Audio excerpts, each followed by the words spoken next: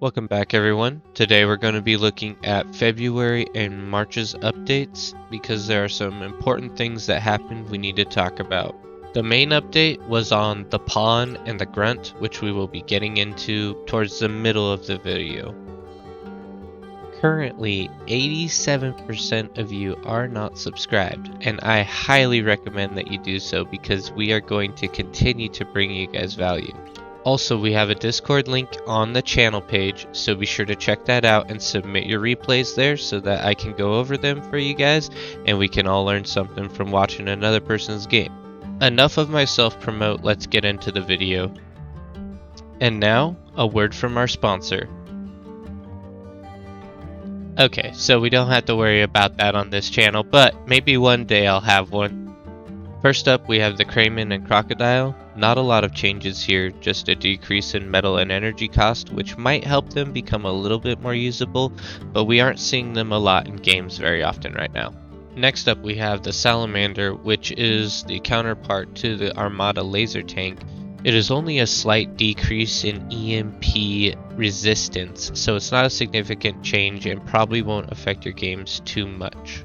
Now I can't help but skipping down to the fun part, which is the Grunt and the Pawn.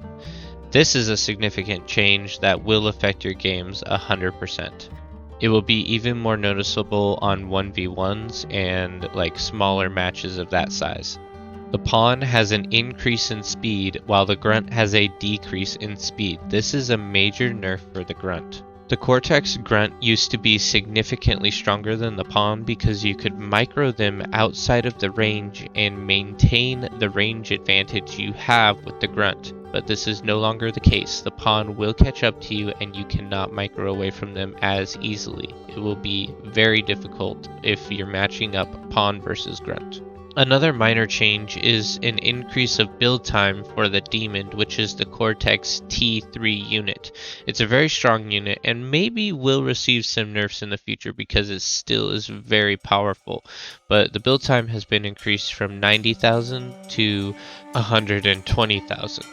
Lastly, we will be looking at the Thug, which is a Cortex unit, and the Mace, which is the Armada counterpart. These both have a slight change, and the best that I can understand is that when having an army of these grouped up, they will now more easily be able to fire over the top of them, making them a more effective unit when it comes to larger groupings. So if you want to group up a larger blob of these units, they'll still be able to shoot, but that's still not recommended because they'll take more damage in that way.